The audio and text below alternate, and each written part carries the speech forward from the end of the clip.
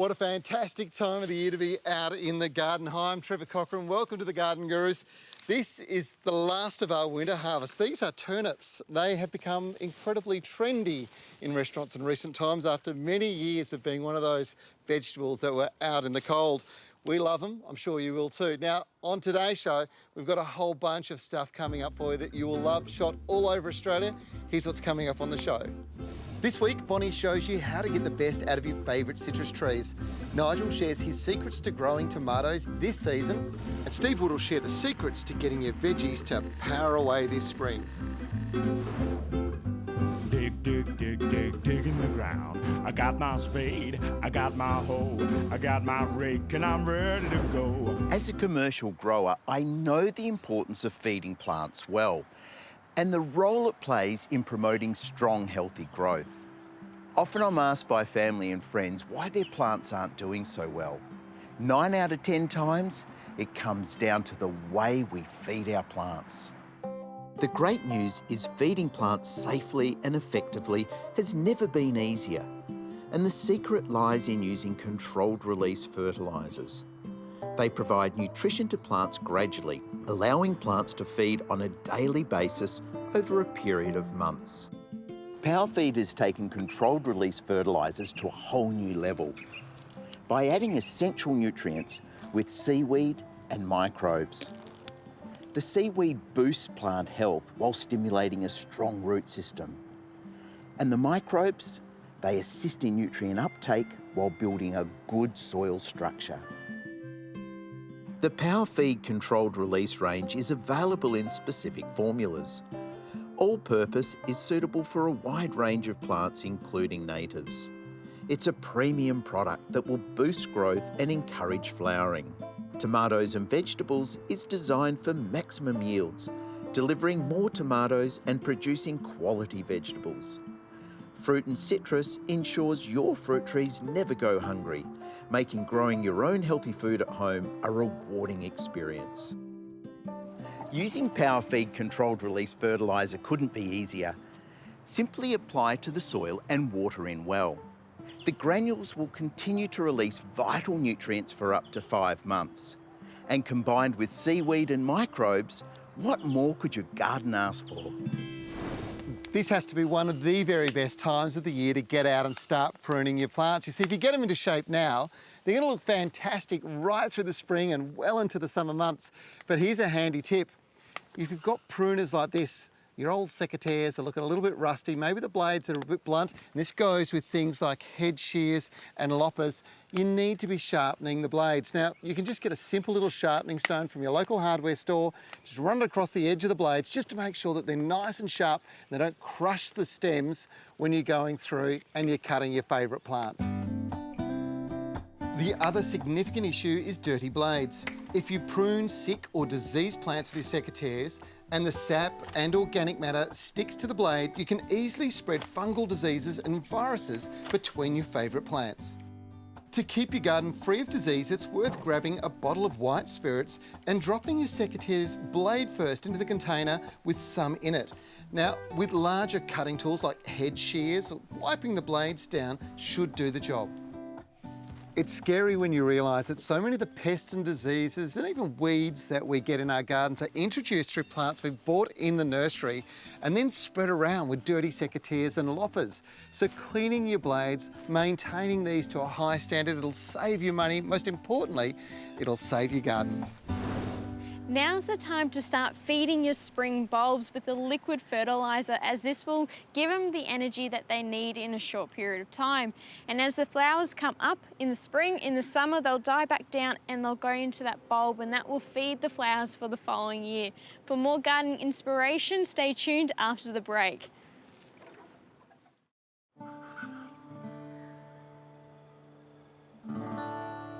One of the first jobs on my garden to-do list for spring is to attend to all my citrus trees.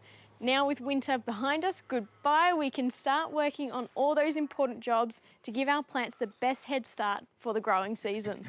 If you haven't grown citrus trees before, don't worry. These subtropical fruits are not as hard as one might think to grow. I live in a cold climate and we get a lot of heavy frosts here. And as you can see, these trees are pretty healthy and full of fruit. So what is the secret? A common mistake is underfeeding citrus. Feeding only once throughout the year is not enough for these trees. Citrus have to be fertilised multiple times a year and they require a fair amount of nitrogen to keep them content. By adding animal manures to the soil in autumn will condition the soil over winter months, preparing them for the spring. During the growing seasons, I apply a generous amount of Troforte M fruit and citrus fertiliser to my trees to keep them happy. Fertilising twice in the spring and once in the summer should be sufficient enough for our citrus trees. Now, when you're applying the fertiliser, you want to apply it to the drip line. So look to the outer edge of the tree's foliage and then directly to the ground beneath it, and that's where your drip line is. This is the quickest and most direct way for the fertiliser to be carried to the roots when it rains. Troforte Fruit and Citrus is a 6-month controlled release fertiliser which is biologically coated. The microbes carry out a wide range of biological activities. Busybodies are working on producing nitrogen and working on bringing nutrients back into the soil, producing growth hormones and decomposing organic matter into organic carbon, which most importantly enhances the yield of your tree. To get optimum results out of your citrus trees, you can use Troforte liquid plant food in conjunction with any of their other granule fertilisers. This liquid plant feed lasts up to 3 months and it becomes rain fast after 2 hours from applying it to your trees. Another thing I love to do is add a nice layer of mulch to the base of my trees. It's fantastic at retaining moisture in the soil during dry spells. As fruit forms, consistent watering is really important. If you've ever experienced your citrus fruit splitting, it's due to inadequate watering. So adding mulch can help bring a bit of consistency to the mix. Doing these first few steps in establishing a citrus tree in the garden can keep them healthy for a lot longer. Now you can also apply these techniques to young and mature trees, and this will enhance a lot of growth and will allow them to keep fruiting for many years to come. When it comes to trends, flowering fragrant plants are a massive trend worldwide now, and it's coming to Australia. This has to be one of my favourites. This is the white jasmine, or sometimes it's called the pink jasmine because the buds are pink, but when the flowers open white, well, the fragrance of this is absolutely amazing. It's a wonderful springtime feature. Jasmine, polyanthum, keep your eye out for it in the garden centres. Now's the time to be getting your hands on it. G'day folks, I'm back and I'm mowing for Australia, and today I'm going to use 2 different mowing techniques, the standard mowing and catching and mulch mowing, and then I'll explain the pros and cons between the 2. For these first couple of passes, I've got the catcher on the back collecting all of the grass clippings, a pretty standard mowing technique. The catcher has a fill indicator to tell me when it's full. For the next section, I'm going to use the mower in mulching mode. So it's off with the catcher, and then in goes the mulching plug, just in the back there like that. Beautiful. And we're ready to go.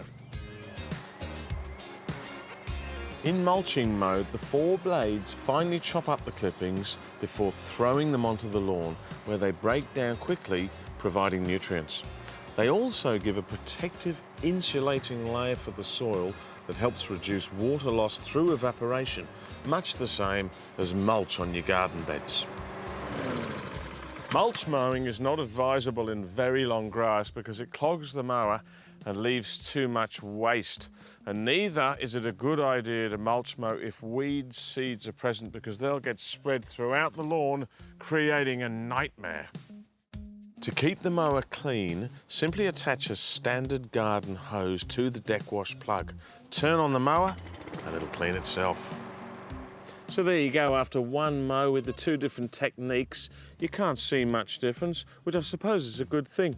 Now, if you're mulch mowing, just be careful because it can lead to quite a lot of thatch build-up. What a lot of people do is alternate between the 2, catch, mulch, and so on. So there you go at your place. I'm going potty for terracotta pots. What a fabulous way to display them. Terracotta is porous, so I always think that succulents and terracotta pots go hand in hand. And honestly, I can't think of a better way to dress up a dull, lifeless wall like this. So for more take-home ideas, join us after the break on The Garden Gurus. If you're out in the backyard a lot or working outside, then a hat is a gardener's best friend. Not only do you have to think about being sun smart, but long hours in the garden can give you a hot head, and the glaring sun can be hard to put up with if you don't have the right hat. Now, I don't know about you, but I find it hard to find women's headwear that's both pretty and functional, until now. Garden Girl Garden Gear is brand new to Australia. It's designed for women by women, so it's comfortable, functional and feminine. If your style is more understated, you'll love the classic and Chelsea caps and visors in beautiful florals and timeless denim. Garden Girl hats in classic and denim have a wider brim and adjustable chin strap, so they're perfect for sun-smart garden girls. And this pretty classic hat has a wide brim and long flounce to protect the back of the neck. So next time you're out in the garden, reach for a hat that's cute and comfortable. Building sustainable homes has never been more important to ourselves and the planet. As the human population increases, there are more demands on the Earth's resources, many of which are finite. It is critical now, more than ever, that we conserve these precious resources in a smart way. Sustainable homes are more efficient and cheaper in the long run, which results in less energy consumption and lower power bills.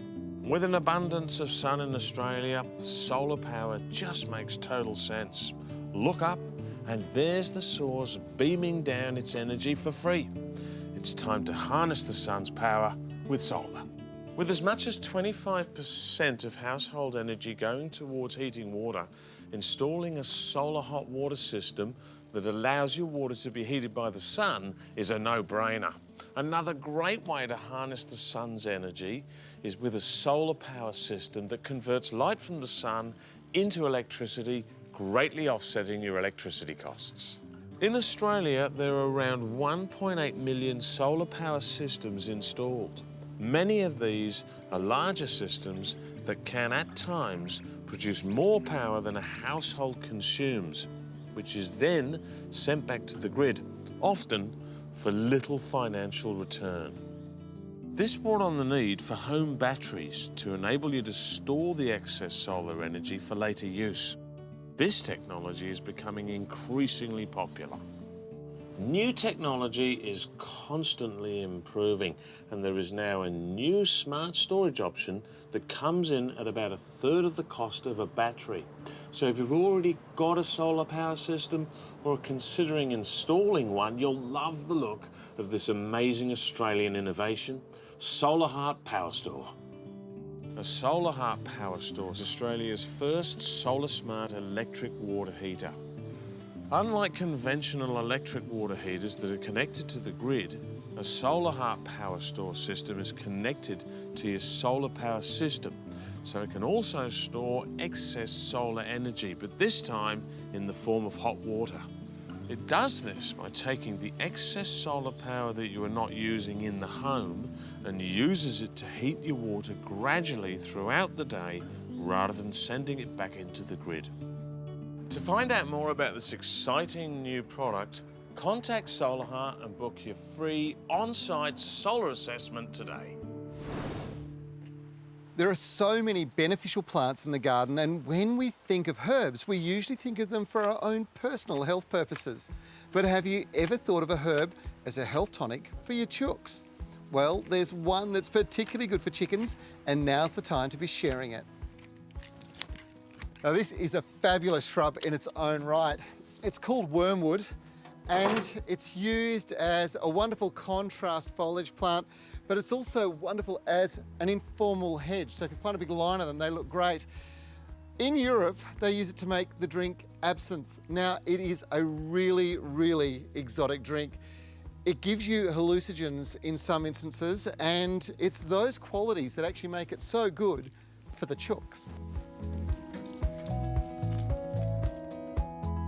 Every spring, my one large wormwood shrub gets a solid pruning. 25 to 30% of the shrub is hacked off. And it's the clippings that I use for keeping my chooks healthy and free of intestinal worms, ticks and lice. And it's got something to do with the bitter nature of the herb. Here you go, girls. Now, it's not that I want these girls to hallucinate. I actually want the purgative action of this particular herb to help them out, to rid them of any parasites. And it's incredibly good for them. They don't even have to consume it. It can just be in the cage with them and it does the job. Of course, most herbs that are good for us are good for other animals in the food chain too. And the benefit of feeding them to your chickens is that they end up back with you via the eggs. When it comes to citrus trees, there's probably no more refreshing a flavour than Chinotto, that Chinotto drink that you can have during the summertime. Now, this is actually what Chinotto looks like, and when it's in a mass of fruit, it's incredibly ornamental. It's a small, compact tree, and these fruit, they're crushed completely, so it's not just the skin on the outside, it's the flesh on the inside, all crushed together to give you that really pungent, almost sort of tart kind of flavour that it has.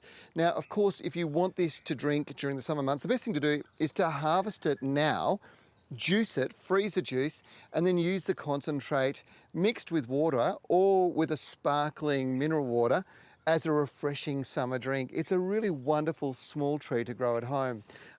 Well, folks, tomato season's here again, and I love it because they're such fantastic, easy-to-grow plants that are really good for you too, packed full of vitamins and lycopene, a powerful antioxidant that's linked to many health benefits, including reduced heart disease and cancer. And being 95% water, they're really good for hydration, and that's something that I could do with. Like with all your veggies, a really good fertile soil is key to healthy, tasty crops. I'm digging through some cow manure in the veggie patch here, which also gets lots of sun all day, another vital ingredient for a bumper harvest. Right, I've got two varieties of tomatoes. I've got these gross and least. These get up to about 2 metres and a good-sized fruit. Got 6 here in the punnet, so 6 individual plants, and then I've also got these pot toms. They get to about 1 metre, but they're really bushy, and I've got 2 of these. One I'm going to put in here, and then one I'm going to put in a pot later. Wait till you see it. Planting is simple. Dig a generous hole, carefully get them out of the pot or the punnet, place them in the hole, backfill, and water in with a sea salt solution. If you're growing from seed, just follow the guidelines on the pack. Being a vine, tomatoes need support, and a strong frame is perfect to hold the weight of these larger tomatoes that'll produce a bumper crop. Unsupported, the vine will just sprawl all over the place. This Grossalisa variety will grow up close to 2 metres, so the grip and grow frame is ideal. Plenty of room and good support, plus the fold-out top almost doubles its size. It's perfect. It's made from galvanised steel, comes with these Velcro ties to support the plant as it grows, and on the post, it's got these nodes that help the plant grip and go, and because of its size and strength, you can grow other veggies too, like eggplants. Baba ganache. The tomato cage is a simple but effective support that you just push into the ground over your tomatoes. These are also great for pots, and they come in 3 colours. You've got the red for your red tomatoes, you've got the yellow here for the yellow tomatoes, and you've got the green for your green tomatoes, which makes life nice and easy for the thickies like me. But don't panic if you're colourblind, because all the varieties taste delicious. Stake cages are a popular low-cost system and easy to assemble. Put the stakes into the ground and clip on the connectors. Good for in-ground and pots and containers. The stakes are PVC coated to give them more life and strength. They come in 2 sizes, the 1.9 and then the smaller 1.6. And here's the genius. The way you set them up, you can have them like this as a trellis, or undo that, bring that there, and you can have more of the cage system. And if you're feeling a bit funky, you can bring it all in at the top and have the T-piece set up. And then to support your tomatoes, you can also get these cotton Enviro ties, biodegradable. And just have a look at Ruby here, eagerly but patiently waiting in anticipation to eat these wonderful tomatoes. Well, how was today's show? I hope you enjoyed it. You know, beautiful gardens are achievable if you know what to do. Design is everything. This is a beautiful Renaissance garden. You can see the balance and symmetry in this. It's just gorgeous. We're going to be back next week with another brilliant program. If you want any more advice from today's show, all you have to do is check out our website. And of course, if you want to pass some comments, we'll do it on Facebook. We love to hear from you. I'm Trevor Cochran. We'll see you next week for the Garden Gurus.